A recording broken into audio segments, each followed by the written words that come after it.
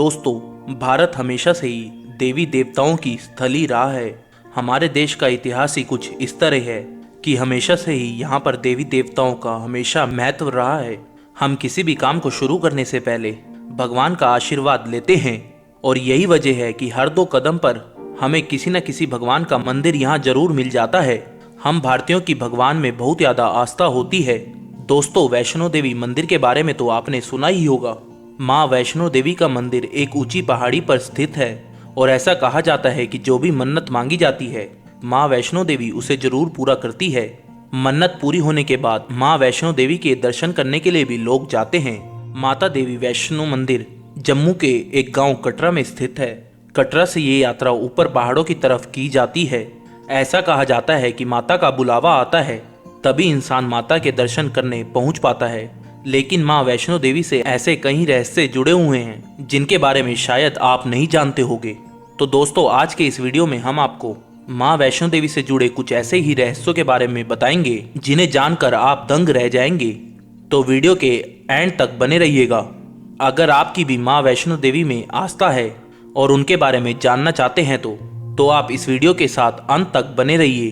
पर दोस्तों, वीडियो शुरू करने से पहले मेरी आप सभी से रिक्वेस्ट है कि अगर आपने अभी तक हमारे चैनल को सब्सक्राइब नहीं किया है तो हमारे चैनल को सब्सक्राइब करके बेल आइकन को दबाना ना भूलें ताकि हमारी इसी तरह की वीडियोस की नोटिफिकेशन आप तक सबसे पहले पहुंचती रहे।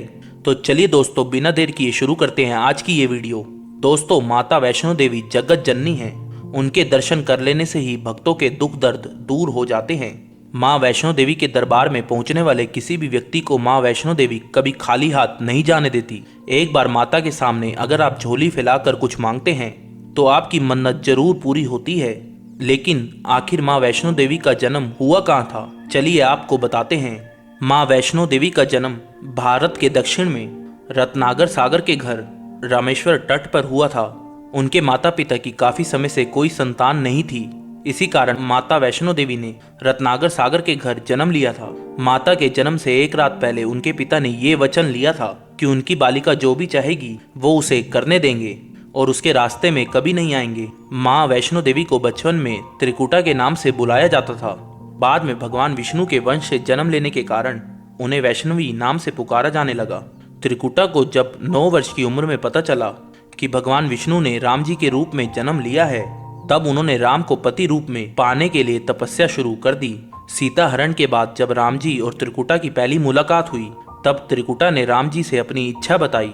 तब भगवान राम ने कहा कि मैंने इस अवतार में एक पत्नी व्रत रहने का वचन लिया है। मेरा विवाह सीता से हो चुका है, इसलिए मैं आपसे विवाह नहीं कर सकता। जब त्रिकुटा ने राम जी से बहुत आग्रह किया तब राम जी ने कहा कि लंका से लौटते वक्त जब मैं आपके पास आऊँगा तब अगर आपने मुझे पहचान लिया तब मैं आपसे विवाह जरूर करूंगा। श्री राम अपना वचन पूरा करने के लिए लंका से जब लौटते समय त्रिकुटा के पास गए तब भगवान राम की माया के कारण त्रिकुटा उन्हें नहीं पहचान सकी। त्रिकुटा के दुख को दूर करने के लिए श्री राम ने कहा कि देवी, आप त्रिकुटा पर्वत पर स्थित गुफा में मेरी प्रतीक्षा कीजिए। कलयुग में जब मेरा अवतार होगा तब मैं आपके पास अवश्य आऊँगा और आपसे विवाह करूँगा। तब तक हनुमान जी आपकी सेवा में हाजिर रहेंगे। इसी प्रकार भगवान राम की आज्ञा का पालन करते हुए माँ वैष्णो देवी आज भी उनकी प्रतीक्षा कर रही हैं। ऐसा कहा जाता है कि वैष्णो देवी मंदिर का निर्माण लगभग 700 साल पहले श्रीधर द्वारा किया गया था। वो बहुत ज़्यादा गरीब थे लेकिन उनके मन में वैष्णो देवी के लिए बहुत ज़्यादा आस्था थी। ऐसा कहा जाता है कि माता वैष्णो देवी ने एक दिन उनके सपने में दर्शन दिए और कहा कि उनके लिए भंडारा कराया जाए। माता वैष्णो देवी को समर्पित इस भंडारे के लिए श्रीधर ने सभी को न्योता दिया और इस भंडारे को करवाने में लोगों ने उनकी खूब मदद भी की, लेकिन वो मदद कम पड़ रही थी। भंडारे के दिन नज़दीक आ रहे थे और श्रीधर अपनी स्थिति को देखते हुए ये सोच रहे थे कि कैसे भंडारा हो पाएगा। इसी चिंता में उन्हें सिर्फ देवी माँ से चमत्कार की उम्मीद थी। भंडारे के दिन बुलाए गए सभी उनकी छोटी सी कुटिया में बैठ गए। इसके बाद भी उनकी कुटिया में काफ़ी जगह बची हुई थी। इसके बाद श्रीधर सोच रहे थे कि वो इन सभी लोगों को भोजन कैसे करा पाएंगे, क्योंकि इतना भोजन था ही नहीं कि सभी को भरपेट भोजन कराया जा सके। इसके बाद श्रीधर जी ने एक लड़की को बाहर से आते हुए देखा जिसका नाम वैष्णवी था। जितने भी लोग आए थे सभी ने भरपेट खाना खाया और भंडारे के बाद जब श्रीधर ने उस बच्ची से मिलना चाहा तो ना जाने वो कहाँ गायब हो चुकी थी। कुछ दिन बाद श्रीधर को उसी कन्या का सपना आया, जिसके बाद इस बात का खुलासा हुआ कि वो बच्ची कोई और नहीं बल्कि माँ वैष्णो देवी ही थी। इसी दिन माँ वैष्णो देवी ने श्रीधर को उस गुफा के बारे में बताया। इसके बाद श्रीधर उस गुफा की तलाश में निकल लिए और बहुत खोजबीन करने के बाद उन्हें अंत में ये गुफा मिल ही गई। उसके बाद उन्होंने तय किया कि वो अपना पूरा जीवन माँ की सेवा करने में लगा देंगे और माँ वैष्णो देवी के लिए मंदिर बनवाएंगे। तो इसी तरह ब्राह्मण श्रीधर द्वारा माँ वैष्णो देवी मंदिर का निर्माण कराया गया। वैष्णो देवी मंदिर में एक नहीं बल्कि 2 गुफाएं हैं, जिसमें से एक गुफा को हम लोग गर्भजून के नाम से जानते हैं, जो त्रिकुटी पर्वत पर स्थित है और इसकी ऊंचाई लगभग 1200 फीट है। ये गुफा अर्धकुंवारी के पास है, जहाँ वैष्णो देवी ने 9 महीने तक कठोर तपस्या की। लेकिन इस मंदिर में एक और गुफा है जो कि भवन के पास है। इसमें 3 देवियों का वास है, जिसमें माँ सरस्वती, माँ लक्ष्मी और माँ काली जी हैं। लेकिन माँ वैष्णो देवी की यहाँ पर कोई भी पिंडी नहीं है। माँ वैष्णो देवी यहाँ पर अदृश्य रूप से विराजित है, लेकिन फिर भी ये स्थान वैष्णो देवी तीर्थ स्थल कहलाता है। इस गुफा में से पवित्र गंगा जल निकलता रहता है और कहा जाता है कि यहाँ पर कई प्रकार के चमत्कार भी देखने को मिलते हैं। माता वैष्णो देवी ने भैरव का त्रिशूल से नाश किया था और माता वैष्णो देवी मंदिर में भैरव का शरीर भी रखा गया है। त्रिशूल से भैरव को मारते वक्त भैरव का सिर त्रिकुटी पर्वत पर जा गिरा था, जिसके कारण वहां पर भैरव मंदिर का निर्माण हुआ था और तभी से भैरव का शरीर माता वैष्णो देवी मंदिर में है।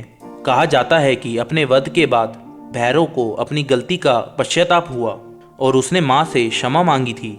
माता वैष्णो देवी जानती थी कि उन पर हमला करने के पीछे भैरव की प्रमुख मंशा मोक्ष प्राप्त करने की थी। उन्होंने भैरव को पुनर्जन्म से मुक्त किया, साथ ही उसे वरदान देते हुए कहा कि मेरे दर्शन तब तक पूरे नहीं होंगे जब तक भक्त मेरे बाद तुम्हारे दर्शन नहीं करेंगे। उसी मान्यता के अनुसार आज भी भक्त माता वैष्णो के दर्शन के बाद भैरव बाबा मंदिर के दर्शन करने अवश्य जाते हैं और भैरव मंदिर के दर्शन करने के बाद ही उनकी यात्रा सफल मानी जाती है।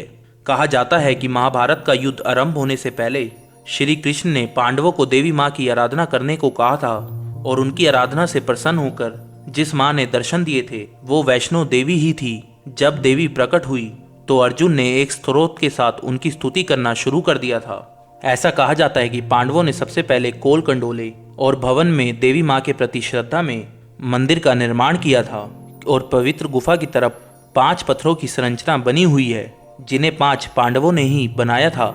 ये बताया जाता है कि गुरु गोविंद सिंह जी ने माता वैष्णो देवी मंदिर का दौरा किया था। जब वो पूर्व मंडल की यात्रा कर रहे थे तो देवी माँ के मंदिर गए थे। ये देवी माँ के मंदिर में जाने वाले किसी ऐतिहासिक व्यक्ति का पहला दौरा था। ये भी कहा जाता है कि स्वामी विवेकानंद जी जैसे कई प्रमुख संतों ने भी माँ वैष्णो देवी मंदिर का दौरा किया था। अर्बुदा देवी राजस्थान की वैष्णो देवी मानी जाती है। उनका रूप माँ कात्यायनी का है। राजस्थान के एकमात्र पहाड़ी इलाके माउंट आबू में नक्की झील के निकट एक ऊंची पहाड़ी है, जहाँ पर माता का भव्य मंदिर बनाया गया है। साल में 2 बार आने वाले नवरात्रों में यहाँ भक्तों का मेला लगा होता है। कहते हैं कि ये राजस्थान की वैष्णो देवी हैं, जिनमें लोगों की बहुत आस्था है। ऐसा बताया जाता है कि माता के दर्शन के लिए जिस रास्ते का इस्तेमाल किया जाता है वो असल में एक प्राकृतिक रास्ता नहीं है, बल्कि यहाँ पर आने वाले भक्तों की बढ़ती हुई श्रद्धा को देखते हुए 1977 में इस रास्ते को बनाया गया था।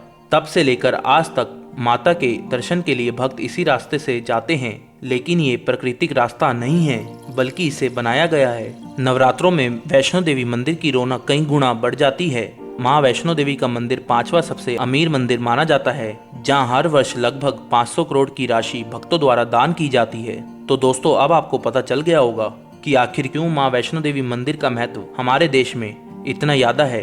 उम्मीद है आपको हमारी आज की वीडियो अच्छी लगी होगी। अगर अच्छी लगी तो इस वीडियो को लाइक करें और कमेंट में जय माता दी अवश्य लिखें। धन्यवाद।